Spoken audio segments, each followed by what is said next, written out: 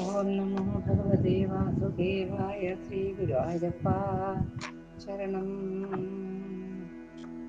ശ്രീ ജഗദംബികായേ നമ.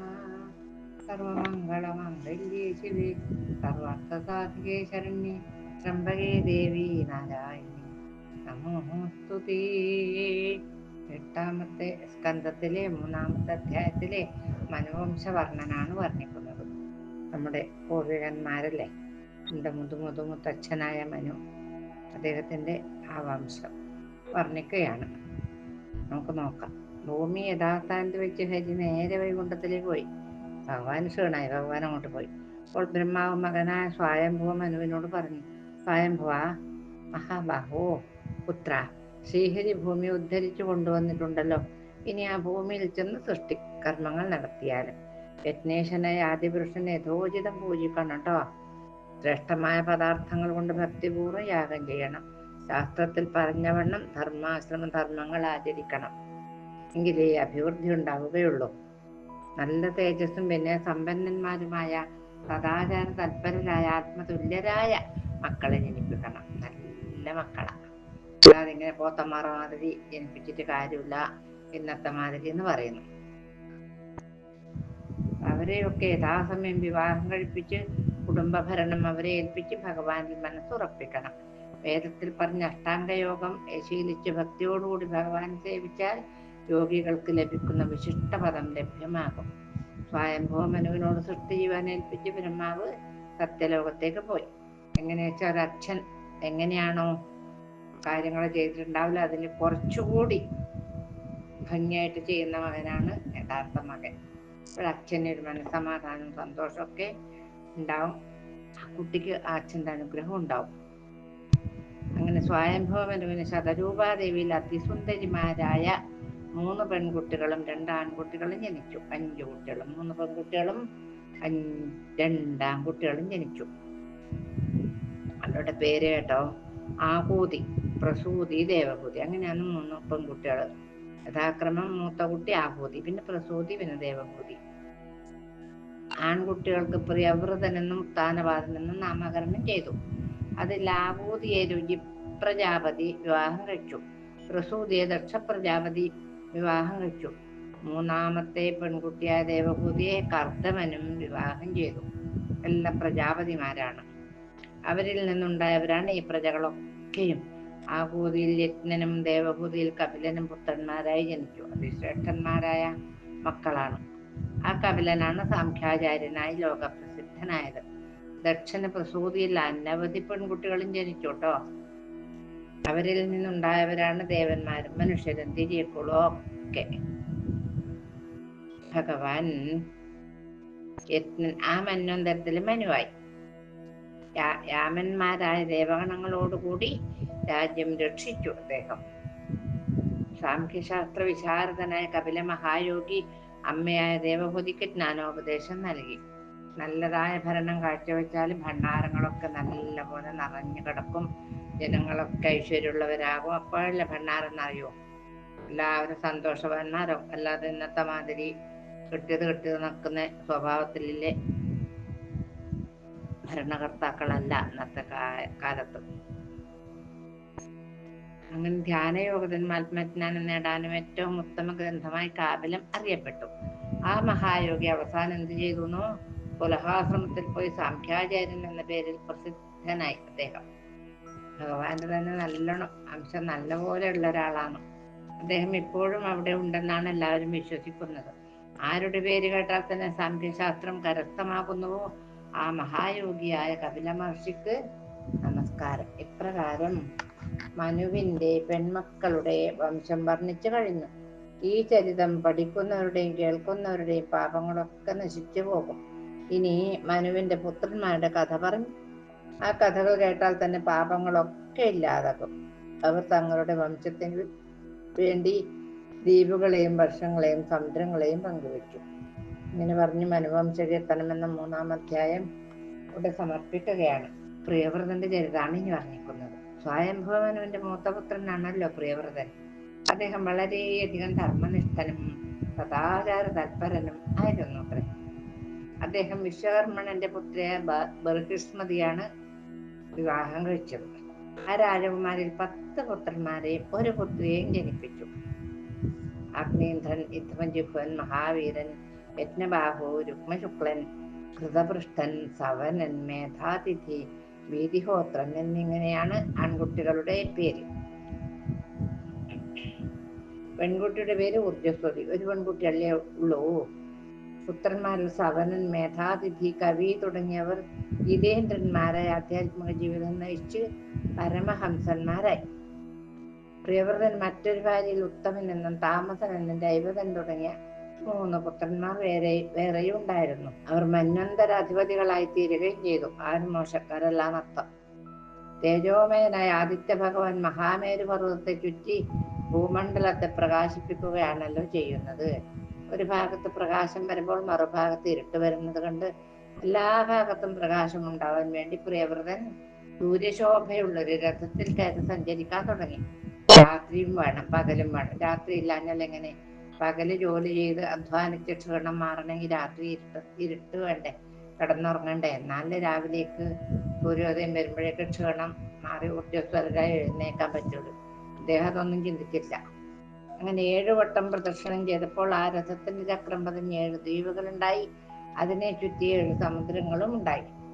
ജംബുദ്വീപം, പ്രക്ഷം, ശാൽമലി, കുശം, ക്രൗഞ്ചം, ശാകം, പുഷ്കരം എന്നിവയാണ് ദ്വീപുകൾ. ഈ 7 ദ്വീപുകൾക്ക് ചുറ്റും 7 സമുദ്രങ്ങളും ഉണ്ടായി. അവരുടെ പേര്, ആ സമുദ്രങ്ങളുടെ പേര് ഞാൻ പറഞ്ഞു തരാം കേട്ടോ.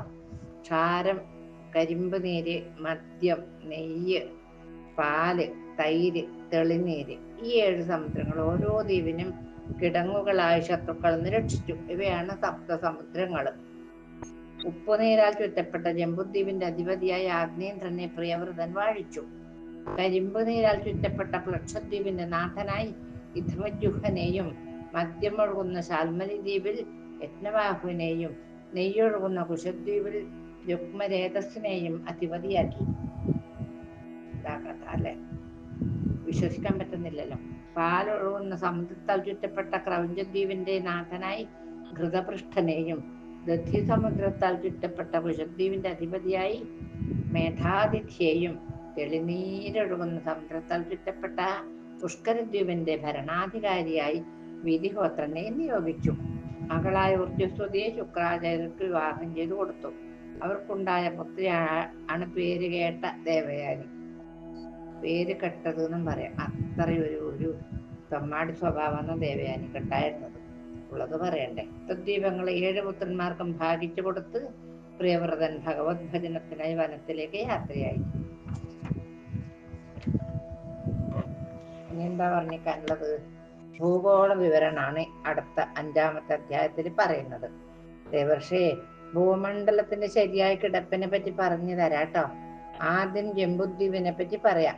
ഇതിന്റെ ആകൃതി താമരയുടെ ഉള്ളിലെ കർണിക പോലെ വൃത്താകൃതിയിലാണ്. ഈ ദ്വീപിൽ 9000 യോജന വിസ്താരമുള്ള 9 ഖണ്ഡങ്ങളുണ്ട്. അവയെ വർഷങ്ങൾ എന്ന് പറയുന്നു. ഓരോ ഖണ്ഡങ്ങളെയും വിഭജിക്കുന്ന 8 പർവ്വതങ്ങളുണ്ട്. ഈ ഖണ്ഡങ്ങളിൽ ഏറ്റവും നടുക്കാണ് മേരുപർവ്വതം. ഈ പർവ്വതത്തിന് 1,00,000 യോജന പൊക്കമുണ്ട്. ഭൂമിയാകുന്ന താമരപ്പൂവിന്റെ കർണികയാണ് മഹാമേരു പർവ്വതം. ഇതിനു മുകളിൽ 32,000 യോജനയും ഭൂമിക്കടിയിൽ 16,000 യോജനയും വിസ്താരമുണ്ട്.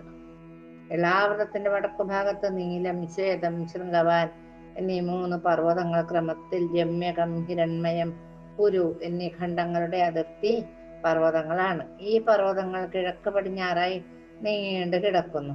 കിഴക്കും പടിഞ്ഞാറും ഉപ്പുസമുദ്രത്തെ തൊട്ട് കിടക്കുന്നു. അവയുടെ വിസ്താരം 2 യോജന വീതമാണ്. ഈ ഓരോ പർവ്വതങ്ങളും ആദ്യം പറഞ്ഞവയിൽ നിന്ന് 10 വീതം നീളം കുറഞ്ഞിരിക്കും. ഇളാവൃതത്തിന് തെക്കു ഭാഗത്തായി നിഷധം എന്നും ഹേമകൂടമെന്നും ഹിമാലയമെന്നും ഇങ്ങനെ 3 പർവ്വതങ്ങളുണ്ട്. ഈ പർവ്വതങ്ങൾക്ക് 10,000 യോജന ഉയരമുണ്ട്. ഈ 3 പർവ്വതങ്ങൾ കിംപുരുഷം, ഹരിവർഷം, ഭാരതം എന്നീ ഖണ്ഡങ്ങളുടെ അതിർത്തി പർവ്വതങ്ങളാണ്. അപ്രകാരം തന്നെ ഇളാവൃതത്തിന്റെ പടിഞ്ഞാറ് ഭാഗത്തായി മാല്യവാൻ എന്ന പർവ്വതവും കിഴക്കു ഭാഗത്ത് ഗന്ധമാദന പർവ്വതവും സ്ഥിതി ചെയ്യുന്നു. മാല്യവാൻ എന്ന പർവ്വതം നീലപർവ്വതം വരെയും ഗന്ധമാദനം നിഷധപർവ്വതം വരെയും വ്യാപിച്ചു കിടക്കുന്നു. മാല്യവാൻ, ഗന്ധമാദൻ എന്നീ പർവ്വതങ്ങൾക്ക് 2000 യോജന വീതം നീളമുണ്ട്. നീളം. മന്ദരം, മേരുമന്ദരം, സുപാർശ്വം, കുമുദം എന്നീ 4 പർവ്വതങ്ങൾ 10,000 യോജന വിസ്താരവും ഉയരവും ഉള്ളതാണ്. ഈ 4 പർവ്വതങ്ങളും മഹാമേരു പർവ്വതത്തിന്റെ 4 ഭാഗത്തുമായി താങ്ങ് പർവ്വതങ്ങളായി തൊട്ടുകിടക്കുന്നു. മന്ദരപർവ്വതത്തിൽ തേന്മാവ്, മേരുമന്ദരത്തിൽ ഞാവല്, സുപാർശ്വത്തിൽ കടമ്പ്, കുമുദത്തിൽ പേരാല്. ഈ 4 വലിയ വൃക്ഷങ്ങൾ നിൽക്കുന്നുണ്ട്. ഈ 4 വൃക്ഷങ്ങൾക്കും 1000 യോജനയിലധികം ഉയരവും കൊമ്പുകൾക്ക് അത്ര തന്നെ വിസ്താരവുമുണ്ട്. ഈ വൃക്ഷങ്ങൾ 4 പർവ്വതങ്ങളുടെ പൊടിക്കൂറ പോലെ തിളങ്ങി നിൽക്കുന്നു. ഈ 4 പർവ്വതങ്ങളിലായി 4 സരസ്സുകളുണ്ട് കേട്ടോ. അവയിലെ ജലം എന്താണെന്നോ ക്രമത്തിൽ ഞാൻ പറഞ്ഞു തരാം. ഒന്നില് പാല്, ഒന്നില് തേൻ, ഒന്നില് കരിമ്പ് നീര്, ഒന്നില് തെളിനീര് എന്നിവയാണ്. ഇവയില് ജലം കുടിക്കുന്ന സിദ്ധന്മാരുണ്ടല്ലോ, ഗന്ധർവന്മാര് തുടങ്ങിയവർ യോഗൈശ്വര്യം പ്രാപിക്കുകയാണ്. അത്രയും ഗംഭീരാണ്.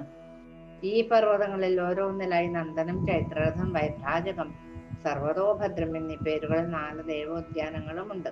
ഈ ഉദ്യാനങ്ങളിൽ ദേവശ്രേഷ്ഠന്മാർ ഉപദേവ ഗണങ്ങളാൽ സ്തുതിക്കപ്പെട്ടവരായി പരമസുന്ദരികളായ ദേവസ്ത്രീകളോടൊത്ത് വിനോദിക്കുന്നു.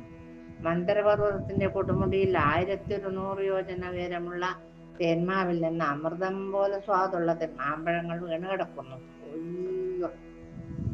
വീണുടഞ്ഞു കിടക്കുന്ന മാമ്പഴം കൊണ്ട് അതിമധുരവും സുഗന്ധിയും ചുവപ്പ് വർണ്ണത്തോട് കൂടിയതുമായ രസത്തിന്റെ പ്രവാഹ നിമിത്തം അരുണോദ എന്നു പേരുള്ള നദി മന്ദരപർവ്വതത്തിന്റെ കൊടുമുടിയിൽ നിന്ന് ഉത്ഭവിച്ച് ഇളാവൃത്തിന്റെ കിഴക്ക് ഭാഗത്തെ നനച്ചുകൊണ്ടിരിക്കുന്നു. അരുണാദേവിയും പാപത്തെ നശിപ്പിക്കാനായി അവിടെ വാഴുന്നു. എല്ലാവർക്കും അഭയം നൽകുന്ന ആ ദേവി ഉണ്ടല്ലോ, ആ ദേവി സർവാഭിഷ്ടപ്രദായിനിയാണ്. ആ ദേവിയെ ദേവന്മാർ പലതരം ഉപഹാരങ്ങളെ കൊണ്ടും ബലികളർപ്പിച്ചും പൂജിച്ച് ക്ഷേമവും ഐശ്വര്യവും സമ്പാദിക്കുന്നു. ആ ദേവിയെ കാന്തി, ആദ്യ, ഈശ്വരമാലിനി, മായ, നിസ്തുല, ദുഷ്ടഘ്നി, പുഷ്ടി എന്നൊക്കെ പേരുകൾ വിളിച്ച് വാഴ്ത്തി സ്തുതിക്കുന്നു. ആ പൂജാ പ്രഭാവം കൊണ്ട് ആ ഭാഗമൊക്കെ സ്വർണമായി തീരുന്നു. ഈ ഭാഗം ഇങ്ങനെ ഭുവനലോക വർണ്ണിച്ചുകൊണ്ട് ഈ അധ്യായം ഇവിടെ സമർപ്പിക്കാം. നാളെ ദേവീ വർണ്ണനവും ദേവിയുടെ ഉപാസനയുമാണ് വർണ്ണിക്കുന്നത്. നാളെ വർണ്ണിക്കാം.